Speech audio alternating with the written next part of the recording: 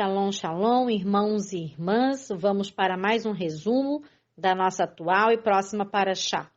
É a 42ª paraxá de um total de 54 e a 9ª paraxá de Bemidbar. O nome dessa paraxá é Matot, que significa tribos, ramos. Na Torá nós lemos Números, capítulo 30, do verso 1 até o capítulo 32, verso 42.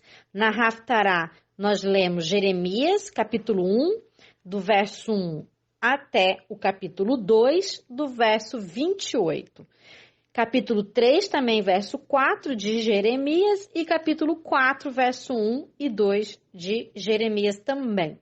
Na Brit Hadashah, nós lemos Filipenses, capítulo 3, do verso 7 a 21 e também Atos dos Apóstolos, capítulo 9, do verso 1 ao 22. A última paraxá anterior a esta terminou com as leis dos sacrifícios de Yom Tov, os dias especiais e de celebrações. E esta porção inicia com Moisés falando aos líderes cabeça das tribos. No capítulo 30, lemos instruções de votos chamados Nedalim, que vem da raiz Neder, que em hebraico significa voto, que inclusive são feitos até hoje pelos judeus em períodos de necessidade, buscando a intervenção divina, ou até mesmo como forma de agradecimento a Deus. O voto e a abstinência é lícita e uma prática comum aos judeus. Um homem que fazia o voto está obrigado a cumprir o voto que foi consagração verbal ao serviço de Deus. E por este motivo, este homem estava ligado à sua alma a uma obrigação e assim não pode voltar à sua palavra. Em Eclesiastes, capítulo 5, verso 4, Salomão diz: quando a Elohim fizeres algum voto, não tardes em cumprir, porque Adonai não se agrada de tolos. No caso da mulher que fizer um voto e for solteira, o seu pai é quem valida ou não o voto da sua filha. O pai, do momento que fica sabendo do voto de sua filha, tem até o pôr do sol do mesmo dia que ficou sabendo para confirmar ou anular ou cancelar o voto da sua filha.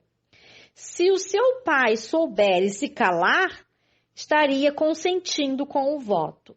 E ela estaria, então, obrigada a cumprir aquele voto. Da mesma maneira, uma mulher casada depende de seu marido para validar ou anular o seu voto. Os versículos deste capítulo demonstram que o homem é responsável, sim, espiritualmente sobre a mulher. O pai, responsável espiritual por sua filha solteira, e o marido, responsável espiritual por sua esposa, ao qual está ligado até a morte. Isso fala em 1 Coríntios, capítulo 7, verso 39. É o homem que detém a autoridade de Deus para confirmar ou anular um voto, porque o homem é o sacerdote do lar. Não que ele seja melhor do que a mulher, mas que dele é a responsabilidade, uma vez que Deus é o cabeça de Yeshua, Yeshua o cabeça do homem e o homem o cabeça da mulher. Isso fala em 1 Coríntios, capítulo 11, verso 3, e também em Efésios, capítulo 5, verso 23. O cabeça é o líder, a quem Deus deu autoridade, governo e também responsabilidade. Se a mulher for viúva ou divorciada, tudo com que ela se obrigar será válido. As mulheres, segundo a palavra de Deus, devem ser obrigatoriamente submissas a alguém, solteira ao pai, casada ao marido. O ensino dessa paraxá está mostrando claramente que as mulheres estão sendo protegidas por Deus e autorizadas, de certa forma, a poder cometer erros quando fazem um voto. E que alguém ainda pode ajudá-la apagando o seu erro, apagando o seu voto, como o pai ou o marido.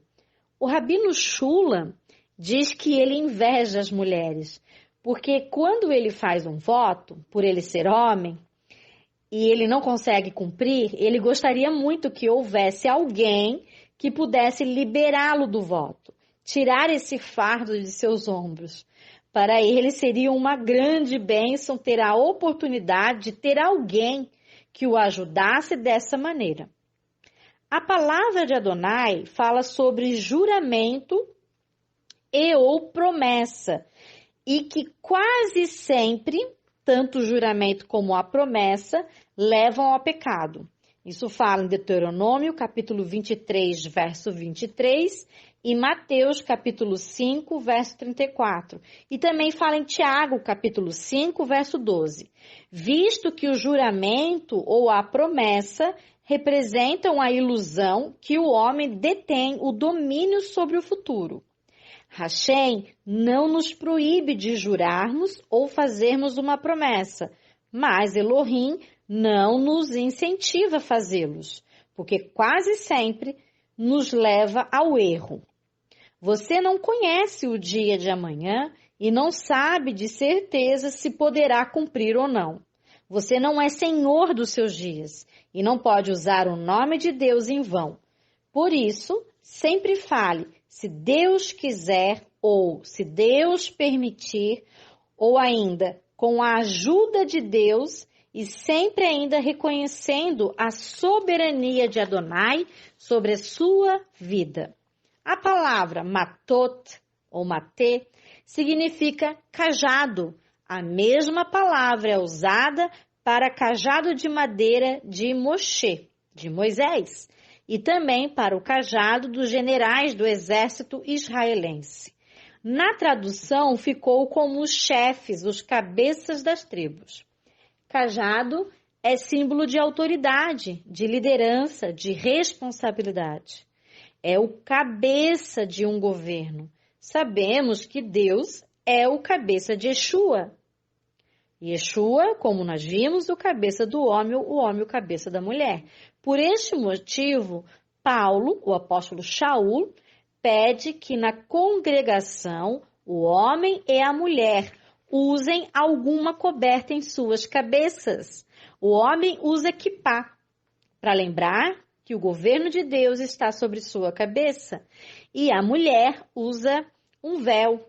O homem, além do quipá, pode usar ainda o talit sobre sua cabeça. É interessante notarmos que líderes eram ungidos com óleo em suas cabeças. Quando recebiam a bênção, os discípulos tinham as mãos dos apóstolos, do líder, sobre suas cabeças. No animal, era colocado também as mãos do líder, do sacerdote, e assim estava sobre o animal os pecados do povo. É claro que existem muitas explicações sobre o motivo que Deus fez essa diferença entre a obrigação do homem e da mulher. Tudo feito para a proteção da mulher. Não há como anular o voto ou promessa do homem diante do Senhor. Por essa razão, Yeshua deu a instrução a seus discípulos, em Mateus, capítulo 5, do verso 33 ao 37, dizendo: novamente você já ouviu dizer que foi dito aos antigos, você não deve jurar falsamente, mas deve cumprir o juramento que fez ao Senhor. Mas eu vos digo para não jurar nem pelo céu, pois é trono de Deus, nem pela terra, pois é o estrado de seus pés, nem por Jerusalém, pois é a cidade do grande rei. Nem jurarás pela sua cabeça, pois você não pode tornar branco ou preto nenhum fio de cabelo. Seja o seu sim, sim, e o seu não, não. O que passar disso vem do maligno, para que você não caia em condenação.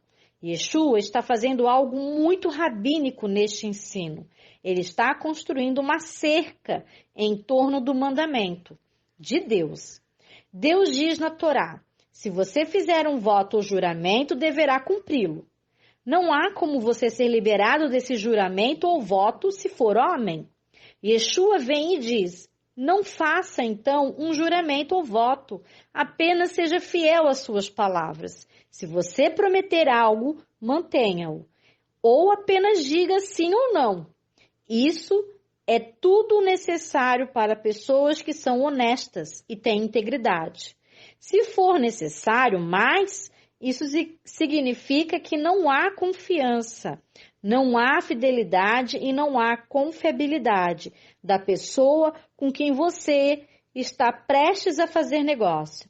Nesse caso, é melhor não fazer negócio com essa pessoa, cuja palavra e promessa não é confiável.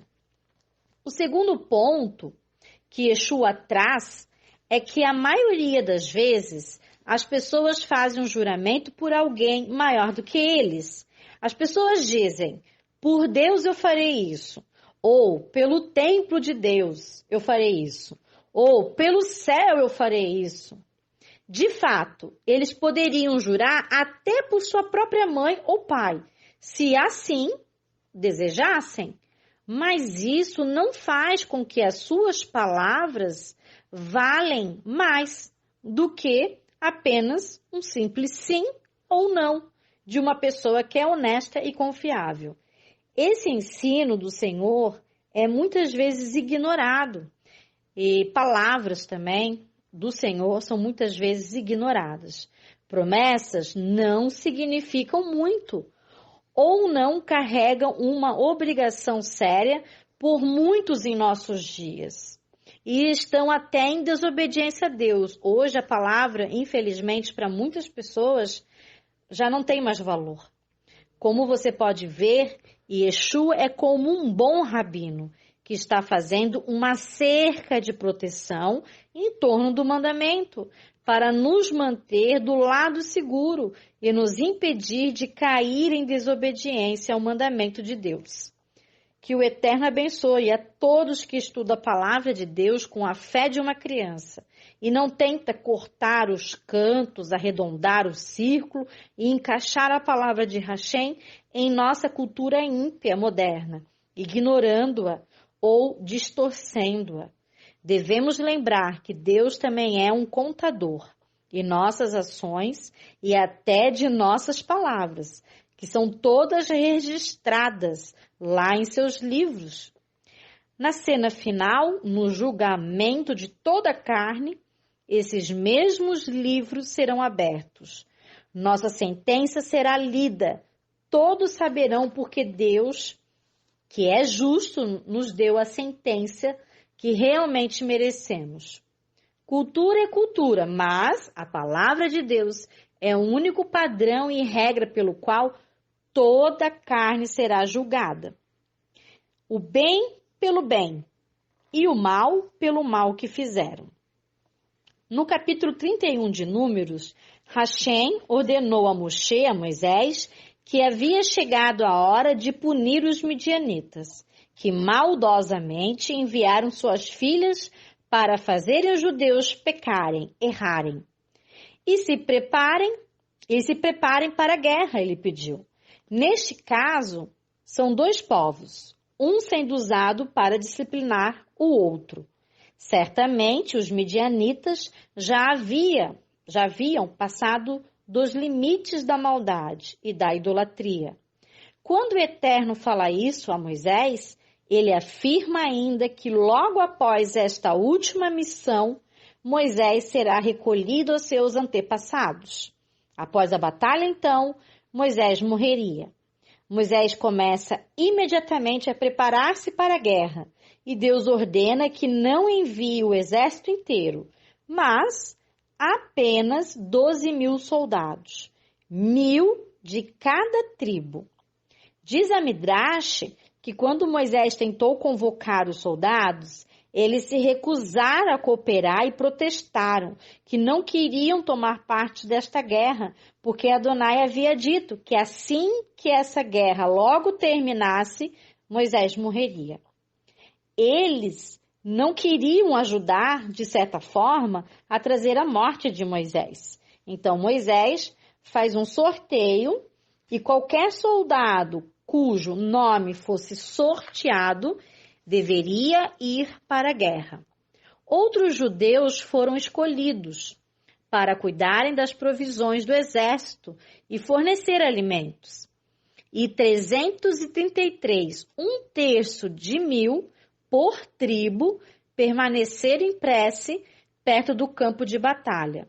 Moisés nomeia Pinhas, Finéias, como um dos líderes na guerra contra Midian. Moisés não liderou a batalha pessoalmente, pois viveu em Midian e não poderia retribuir com o mal pela bondade que, na época, recebeu dos habitantes de Midian. Israel reuniu o exército com o soar das trombetas. Os 5 reis midianitas tomaram parte na batalha, dentre eles, o pai da princesa assassinada, Cosbe. Todo homem midianita pereceu na batalha, todos os reis e príncipes também, e nenhum judeu morreu na guerra. Elohim protegeu cada soldado judeu. Mataram também Bilam, Balaão. Trouxeram entre os cativos da guerra mulheres, meninos e meninas. E pelo motivo que as mulheres midianitas haviam seduzido os judeus e os fizeram errar, pecar, Moisés pede que matem todas as mulheres que se deitaram com o homem para cortar o mal pela raiz, e também que matassem todos os meninos medianitas, ficando somente as virgens vivas, únicas a serem poupadas para servirem aos israelitas. Em Números, capítulo 31, do verso 19 ao 24, mostra os guerreiros e as cativas, e também os seus despojos de guerra, sendo purificados com água que continha cinzas da parada do mar da novilha vermelha, por 7 dias, no 3º dia e no 7º dia. Todos estes dias estariam eles fora do arraial se purificando. As roupas também seriam purificadas, toda a obra de peles, pelos de cabras e utensílios de madeira, e tudo que podia suportar o fogo dos despojos, como ouro, prata, bronze, ferro, estanho e o chumbo, seriam purificados com o fogo. Vemos aqui que as determinações do Eterno aos homens de guerra visam manter um padrão de santidade dentro do acampamento israelita. A purificação duraria 7 dias, um ciclo perfeito, e depois estariam novamente aptos para entrarem no arraial de Israel, no acampamento. Isso também significa que aquelas pessoas deveriam ser restauradas através da purificação pelo Eterno. Shalal, em hebraico, significa despojo ou tomar presas de guerra. Deus permitiu que Israel tomasse despojo na maioria das batalhas. O despojo consistia em todo tipo de bens materiais de valor, gados e outros. Uma porção desse despojo deveria ser dedicada ao Senhor e usada no serviço do tabernáculo. Em algumas ocasiões, não era permitido tomar o despojo, como no caso de Jericó.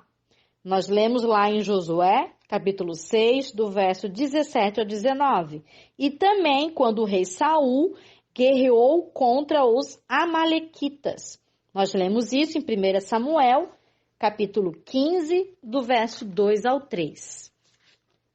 O total da presa, então, desse despojo de guerra que trouxeram os homens de guerra, os soldados, foi 675 mil ovelhas, 72 mil bois, 61 mil jumentos, 32 mil mulheres e meninas virgens.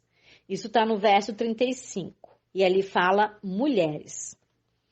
A metade ficou para os soldados, que foi de 337.500 ovelhas, 36 mil bois, 30.500 jumentos, 16 mil mulheres, meninas, que ali está as pessoas, no verso 40. Para o Senhor, foi dado a Eleazar, que é a parte do Senhor, foram em tributo. Então, 675 ovelhas, 72 bois, 61 jumentos e 32 mulheres, meninas. As pessoas, fala ali no verso também 40. A outra metade foi dividida entre Israel, no caso aqui, a congregação, que foram de ovelhas 337.500, em bois 36 mil, em jumentos 30.500 e em pessoas 16 mil. Aqui fala no verso 46, as pessoas. De cada 500, uma alma. Dos homens, no caso aqui seriam mulheres, ali fala dos homens mesmo, mas sabemos que aqui seria mulheres. De cada 500, uma alma. Dos homens e dos bois, dos jumentos e das ovelhas, a cada 500 mulheres, uma. A cada 500 bois, um. A cada 500 jumentos, um. E a cada 500 ovelhas, uma. Da sua metade dareis ao sacerdote Eleazar, mas da metade dos filhos de Israel tomarás um de 50. Então, uma de 500 era da parte que cabia dar dos guerreiros, mas uma de 50 era da parte da metade que a congregação de Israel deveria dar. Então, um a cada 50. Um a cada 50 dos homens, no caso aqui eram mulheres, um a cada 50 dos bois, um a cada 50 dos jumentos, um a cada 50 das ovelhas. E os dará aos levitas, sendo a oferta tomada de Israel, daqueles que não foram à guerra, era maior, nada mais do que justo. Então, dos soldados era tirado um a cada 500, e dado então para o Senhor, que era dado para Eleazar. E de Israel era tirado um a cada 50 e era dado então aos levitas. Para Eleazar era dado um de cada 500, 0,002% dos despojos dos soldados, que nós vimos, né? 675 ovelhas, 72 bois, 61 jumentos e 32 homens ali fala, mas é mulheres. Para os levitas, um de cada 50, ou seja, 0,02% dos filhos de Israel. 6.750 ovelhas para os levitas, 720 bois para os levitas, 610 jumentos para os levitas e 3.200 homens, entre aspas, porque no caso eram mulheres, para os levitas. Os soldados ficaram tão felizes que nenhum guerreiro de Israel foi morto na guerra, que ofertou voluntariamente para fazer expiação por cada soldado perante o Senhor. Foram 16.750 ciclos de ouro. Isso equivale a 241,400 quilogramas, né, em ouro. O cálculo aproximado do valor em reais hoje, na atualidade, seria mais ou menos 76.137.560 reais, se fosse converter esse ouro todo em reais. Foram doados num espírito de profunda gratidão ao Eterno por não haver morrido nenhum judeu na batalha.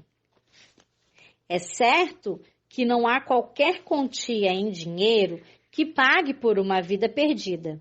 E é justamente por isso que eles estão ofertando ao Senhor, pois a alegria deles é tão grande que tal quantia lhes parece nada em vista da grandiosidade daquilo que o Eterno já estava fazendo por eles. Verdadeiramente, aqueles que batalham por Deus no bom combate são ricamente galardoados com bens, discípulos fiéis a Deus, com profecias, com provimentos, com força, perseverança e congregações, famílias restauradas aos moldes de Deus. Vou abrir aqui um parênteses para algo que chamou muito a minha atenção, pois na divisão dos despojos aparece o valor total e mais 3 valores. Primeiro, o valor total. Segundo, o valor dos soldados. Terceiro, o valor para o Senhor. E quarto, o valor para a congregação de Israel. Sendo o valor dos soldados e da congregação igual. E o valor do Senhor é metade. E isso me fez lembrar de um tempo, 2 tempos e metade de um tempo, que fala em Daniel, capítulo 7, do verso 25, e Daniel, capítulo 12, verso 7. Outro ponto que me chamou a atenção foi o termo que na primeira contagem fala mulheres. Na segunda, terceira e quarta contagem muda para pessoas. E no verso 47 fala de humanidade ou homem. No verso 35 fala min hanashim, das mulheres ou esposas. No verso 40 e 46 fala venefesh, que é pessoas, alma, indivíduo, ou ser, ou ainda vida. E no verso 47 fala min ha-adam, que significa homem ou humanidade. Fecho parênteses para refletirmos. Em Números, capítulo 32, na sequência, fala de 2 tribos e meias. E esse termo, 2 tempos e meio, grita novamente para nós. Quando Israel luta contra os midianitas, as tribos de Ruben, Gad e metade de Manassés viram que a terra da Transjordânia, hoje a Jordânia, era boa demais. Tinha campos para o gado comer, água, frutas, a terra era realmente boa. E quem conhece Israel sabe que um terreno assim é muito valorizado, porque em Israel há muitos desertos. Há o deserto da Judéia, o do Neguev e o do Mar Morto. Eles pedem então para ficar ali e não atravessar o Rio Jordão, para não se estabelecer na terra de Canaã. A razão deles era principalmente econômica, mas essas terras não faziam parte do plano original de Deus. Este pedido foi para ficar em uma terra que estava fora da terra de Canaã. Eles disseram: gostaríamos de construir aqui currais para o nosso gado e cidade para as nossas mulheres e filhos. Isso fala no verso 16. A ênfase deles está na construção de negócios da agricultura e não na família. Moisés se ira contra eles, dizendo: vocês acham justo seus irmãos irem para a guerra lutar, enquanto vocês ficam aqui? Vocês estão agindo como os espias, há 40 anos atrás, pois infamaram o povo, os incentivando a não tomar como herança a terra que Adonai havia prometido desde a época dos patriarcas. Vocês querem que Deus puna Israel por mais 40 anos? Disse Moisés. Então eles concordam em ir para a guerra para que seus irmãos tomem por herança a terra de Israel. Os Rubinitas e os Gadinitas deram mais valor para as posses, primeiro os gados, do que para os próprios filhos. Moshe corrige e tenta colocar a ordem certa, que é primeiro as cidades para as crianças e só depois o curral para os bois. Eles mesmos trouxeram punição sobre si. Portanto, quando mais tarde a nação judaica pecou e foi levada ao exílio, Estas tribos foram exiladas primeiro, no século 8 antes de Cristo, pela Assíria. Nós vemos isso em 1 Crônicas, capítulo 5, verso 26. Antes de se unirem a Israel em sua jornada, a terra prometida e as guerras, essas duas tribos e meia ergueram cidades para suas famílias e estábulos para o gado, e deram novos nomes a todas as cidades em sua porção, porque os emoritas, os amorreus ou os amorritas, eles costumavam chamá-las pelos nomes de seus ídolos, por isso eles trocam os nomes. Na Haftará de Jeremias, capítulo 1, o capítulo 3, do capítulo 2 do capítulo 4, ali alguns versos, como nós vimos, vejo profeticamente Yeshua, a quem Deus já conhecia antes mesmo de ser formado no ventre de Miriam, Maria. Aqui fazendo um paralelo com o profeta. Yeshua foi constituído sobre as nações, sobre os reinos, onde destruirá os maus e edificará e plantará os bons. Deus faz uma brincadeira com as palavras, como diz o rabino Mateus. Makel Shaked, que quer dizer vara de amendoeira, com que Shoked. Então, Shaked, e fala depois na mesma frase, Shoked. Shoked quer dizer ani, eu guardo minha palavra para a cumprir. A palavra Shaked e Shoked só muda uma vogal. Do norte, fala ainda essa porção, que se derramará um mal sobre todos os habitantes da terra, e virão e sitiarão ao redor e contra todas as cidades de Judá. Pelejarão contra Judá, mas não prevalecerão, porque Deus é com os judeus. Passai as terras do mar de Chipre, e vede, mandai mensageiros a Quedar, e atentai bem, e vê que jamais sucedeu coisa semelhante, que Israel e Judá façam techuvá a Deus, assim como todos nós, que restaurará as tribos de Israel e as ajuntará na terra de Israel. E chamarão Jerusalém de trono do Senhor. Nela se reunirão todas as nações da terra e andarão em obediência ao Senhor. Na Brit Hadashah, de Filipenses, capítulo 3, e também Atos ali, capítulo 9, aqueles versos que nós já vimos, falamos no início, né? Acontecerá com Israel o que aconteceu com Saulo, com Shaul. O apóstolo Shaul, o apóstolo Paulo, alude também o que acontece e o que está acontecendo com Israel, com alguns de Israel. Ou como o conhecem, né, apóstolo Paulo, que a princípio negou Yeshua e perseguiu os discípulos de Yeshua, achando que isso agradava a Deus. Era um religioso, Saulo, a princípio. Achava que era mestre da Torá e da lei, mas não conhecia verdadeiramente o autor. Não tinha entendimento. Que aí, por isso, ele era muito religioso e perseguia os discípulos de Yeshua. Mas que Yeshua se revelou a Shaul, a Paulo, do mesmo jeito que se revelará em breve a Israel. Já tem se revelado e continua se revelando. Que não estará mais com escamas nos olhos. Ele vai tirar as escamas dos olhos daqueles de Israel, assim como tirou do apóstolo Paulo.